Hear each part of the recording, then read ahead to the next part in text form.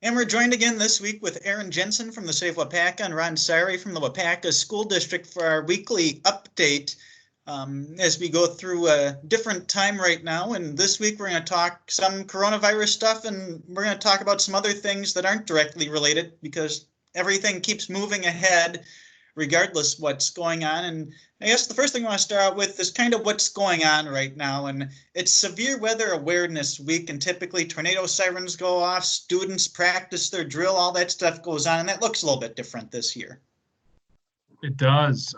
We have been hearing from emergency management at the county that all the differences that we are going to see, and it starts by communities typically sound their sirens at certain times throughout this week. That will not be happening. Feel like it might be an added burden onto dispatch. I think it's also coupled with the fact that the National Weather Service has decided not to do their normal announcements throughout the week, so people won't be as aware of what's going on. There are still some virtual type drills going on, so they have sent some information out to businesses or organizations. I'm sure the school district got some. We got some at the city to say, hey, okay, treat this time during this week to think about tornadoes coming through. What are you going to do? What are your plans in place? So there's still some learning and preparedness going on, but people can expect not to hear those sirens is probably the biggest thing to communicate. And we'll jump from severe weather to the census. So that's another topic that's ongoing right now, even despite the safer at home orders and everything going on. The United States Census, which counts everyone in the country every 10 years, is going on. I know I got mine in the middle of March, and I was already working at home then. And I just filled it out and got done with. And Aaron, you've got some stats on where the Waupaca community is at right now. Yeah, I just had a meeting this morning, and this is something that's really pertinent to Ron and I and the school district and the city.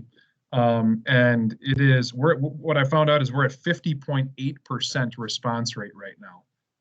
To put that into perspective, and if you're competitive like I am a little bit, we are behind Clintonville and New London by about 5%. They're at about 55%. I think Waupaca was right around where we are at 50. So we just need to make sure that we are pushing that everyone is encouraging everyone. It takes like 4 minutes to fill that thing out online. If you have any questions about it, call City Hall. We are happy to have a conversation with you and guide you through it. You know, a bunch of local funding for the next decade is predicated on how many people and what our response rate is on this census. So it is, I can't overstate the importance of it. And we just really encourage everyone to make sure that they're doing that over the next month here. And while you're safer at home, what a great quick activity just to get done and checked off the list. Absolutely. Yeah. Good point. Yeah. If you have some extra time on your hands, that is what you should be doing. That's what I'm going to say. So as we talk about safer at home, what you've been hearing is there's some evidence that what's been going on in Wisconsin is helping to keep the curb flattened and things are maybe going better than anticipated. Yeah, we have been hearing that. You know, as I've mentioned before on here, we have weekly meetings, and actually we've went from 3 to 2 times a week with our public health and emergency management. And the report we got this morning is that the numbers over the last week and a half have suggested that we have less cases on a day-to-day basis than we did a week ago. So we're flattening, which is good, heading in the right direction. It's suggesting that everything we're doing is having an impact. Well, we also heard that influenza rates have dropped off by like they've never seen before, which is probably also directly related to these social distancing efforts. The unfortunate thing is that the COVID-19 is about 10, they say it's 10 times more contagious than influenza, but it's another measuring stick, right? It's a gauge of where we're headed. So with that being the case, and now that we're learning, we're starting to flatten, it automatically sparks this conversation. And I know it's really happening at the school district, and I'll turn it over to Ron in a little bit here, but what do our communities look like when we're talking about reopening our communities? What does our schools look like? What do our businesses look like? So the conversation has switched a little bit to that over the last week. And I think we should preface this by saying none of us have a clue when things are going to start slowly stair-stepping out from where we're at, but there are a lot of conversations going on right now, or conversations that should be going on to at least be getting prepared, okay, when this restriction or this restriction gets lifted, how do things look? Yeah, correct. It's very important to say, as we start to talk about this, we don't know. And the county doesn't know, and our state doesn't know, and no one knows for sure. But it doesn't hurt to have the conversations, because we do know that it may look certain ways. So, well, one thing that might be top of mind, especially on some of your students, Ron, is graduation. Let's talk about graduation for our seniors. Yeah, that's a good point, Josh. Thanks for bringing that up. I know it's on our seniors' mind. I'm sure it's on our senior parents' mind, and I know our staff is thinking about it. And we've had several conversations over the last few weeks of possibilities, trying to come up with options, looking at what other districts are doing. We're going to have our first formal meeting this week administratively to really dig into it with more detail. I don't know what the outcome is going to be. I know that we already have some options that we're exploring. I anticipate that some of the outcomes from this first meeting are going to be the possibility of surveying our seniors and trying to get their input and perspective, and maybe they have some ideas that we're not thinking of either. I do know this, administratively, having no graduation ceremony really isn't an option. Well, I guess it's an option, but it's not a viable option. So we want to do something, and we want to best meet the expectations of our community. So we're talking about it, and as soon as something is decided, we'll put it out there. It is possible that these social distancing guidelines could be lifted before graduation, and maybe we can have a regular one. Otherwise, one idea is a drive up, if we're able to do that, have a type of a drive up, like you see with some churches having a church service drive up curbside. Maybe that's something that we possibly could do. That has not yet been vetted by our nurses or the DHS and the CDC, but we're hoping that we can do something that's appropriate. And after graduation season, people start to get into summer, and what's one of the first things they're thinking in June? Rummage sales. Well, yeah, if you're my mom, you're definitely thinking rummage sales as soon as this. Yeah, so I did want to touch on that. Thanks for leading into that, Josh. There has been some questions on citywide rummage sales. That kind of stuff is happening in a lot of communities this time of year. And those are things that, in talking with the county this morning, are things that should not be happening. So we're going to advise everyone not to be holding rummage sales, just like businesses that are selling non-essential items. Rummage sales would be in that same category. So we just want to get the word out that should not be happening. If you do notice that it is happening, feel free to give us a call, and we'll check into it, and we'll just touch base with those individuals. But yeah, we did want to communicate that. And then after rummage sale season, we start to get into summer events, and that's one of those big unknown things. Will Strawberry Fest happen? Will the 4th of July parade happen? All the different summer activities and events there are in the area. And I don't think either of you have the answer, but I know there's discussions going on about that. Yeah. Go ahead, Aaron. Well, yeah, so whether it's Strawberry Fest or the 4th of July parade or Arts on the Square or the triathlon, which is later in August, these events, as everyone knows, they don't just happen. You can't just start planning a week ahead of time. So there are a lot of questions on, okay, now we have to start spending money on things for these events. Should we be canceling them, postponing them? And we're trying to hold off, and we're having meetings with these people throughout the community. We're trying to hold off as much as we can before we have to postpone. But right now, I think guidance from the county at this point is that if it's a really, really large event, like 4th of July, there's a lot of people on the streets, and social distancing is very difficult. Like, does that look like if you had to bet on it right now, does it look like it's going to happen? maybe not, but I certainly don't want to say that for sure, but we have to start having those conversations. So all the people that are wondering about these summer events and how they're going to look, just know that those conversations are happening.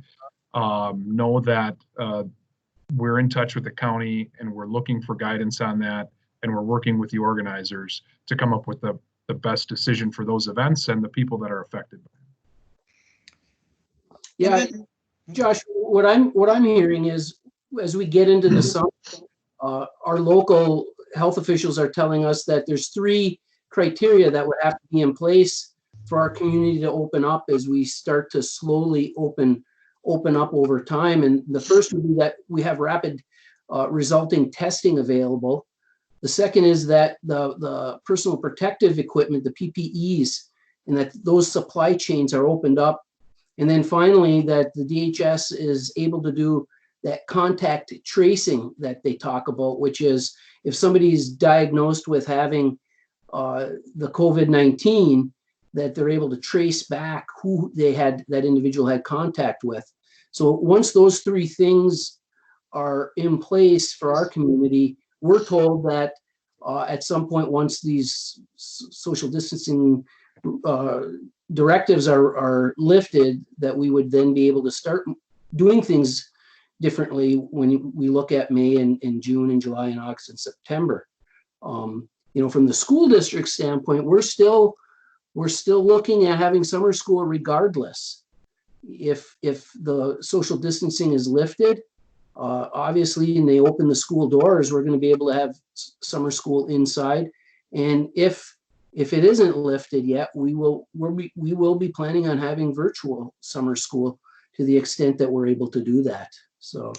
And there's a lot of unknown with all this, what's going to happen, but it's good to hear that the conversations are happening. If things go this way, this might be an option. If things are going this way, this might be the other option. I know another topic is discussion is you talk about schools opening up. That a lot of our students are passionate about is the future of school sports. Yeah, we're waiting on the WIAA. They've been kind of in a holding pattern here, but they've scheduled a meeting now for next week on Tuesday, whatever date that is. And they're going to be talking about, will we have our spring sports, or are they going to cancel them? We're still under the impression that we will have a month left here for the month of May, but we're in limbo getting that direction from the governor's office as well. I've heard through the network that it's possible the governor will make an announcement either way at some point soon, whatever the definition of soon is. But the other thing that they're going to be discussing is contact in regards to summer practices. We in the summer, those fall sports start usually the end of July, early August, and what kind of contact are our athletes going to be able to have? So that's a topic they'll be talking about, and hopefully we get some guidance from them. We do want to have our fall sports up and running. That's our goal, and we're hopeful. So a lot of conversations going on at the city and the chamber and with event organizers and with the school, and that kind of leaves one big group. And I know it's not the city or the school per se to lead these conversations, but it's our business owners. There's a lot of great local businesses here that maybe are forced to close or operate differently. And hopefully they're having some of these same conversations that as things slowly get lifted, how does that impact my business and trying to get back closer to normal? Ron and I actually were on a Rotary meeting this morning, and one of our local business owners that's been around for a long, long time, and just kind of gave some insight into how things were going. And he's been through a lot of different things in a lot of different eras, and stated that it's tougher now than he can remember for businesses. And as we talked earlier in this segment about our conversations at reopening, we would anticipate that same opportunity would be present for local businesses coming up, whether it's a couple weeks or whether it's a month, we don't know that. But we really encourage businesses to start thinking about how they may operate in a different capacity than right before we got shut off here. So Maybe it is that they have to limit the amount of people into their business. Maybe it's that they can only have X amount of employees.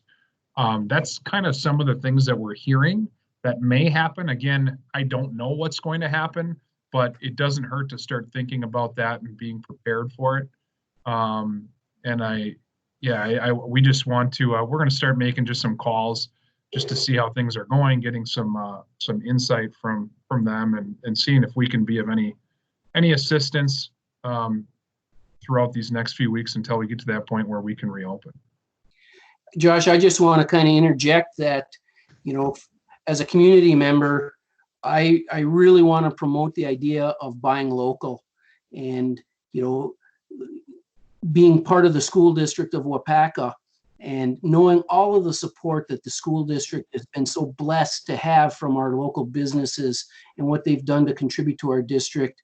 It's so important for us to buy local and to share that message. I know I'm going to work myself at getting better in this time right now, instead of ordering some things online possibly, to try to go into town and ensure that I'm doing a better job of supporting the local businesses. And it's our hope that everybody in the district and in our communities and municipalities will do the same thing. It was so interesting to hear that business person speak at Rotary today, talking about back in the 70s. And I can remember that. I'm not that old, but I'm old enough to remember the long gas lines in the 70s when that shortage was going on, and talking about what happened then with I think it was 9/11, and when the Afghanistan war was taking place, and then in 2008 with the economy, how it tanked in the Great Recession, and now this pandemic, that this is the worst in anybody's lifetime, at least that individuals. And in my case, I'm not old enough where I was around with the Great Depression, obviously, but that's pretty historic. And it's scary to me for our businesses that right now are shut down and are extremely struggling. So if we can go out and support those restaurants right now by getting the delivery of food, they really need it, and please do so. Yeah, I'll just echo that, Josh. I mean, it is incredibly important to do that at this point, and in talking to the businesses that we are able to go in, and we try to limit what we're doing as much as possible. But I have had the opportunity to speak to a couple where the owner happened to be there while I was in, and the awesome thing is that individual was super grateful for the response the community has shown to this point. He has felt like the community has really rallied around doing whatever they can to support locally, which is awesome. I'll stress kind of what Ron was saying. It's probably never enough to this point, dealing with what we're dealing with, being that worst time in 30, 40, 50 years. So always encouraged to do more, but great job to the people who have been given that attention. And I know certainly we want to do the same and set that example.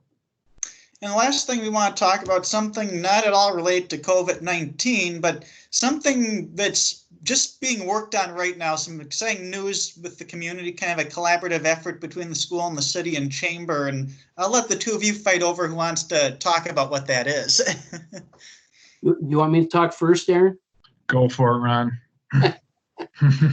Well, we were approached by a community member who is a philanthropist and is interested in hiring a grant writer shared between the city, the school district, and the Chamber of Commerce.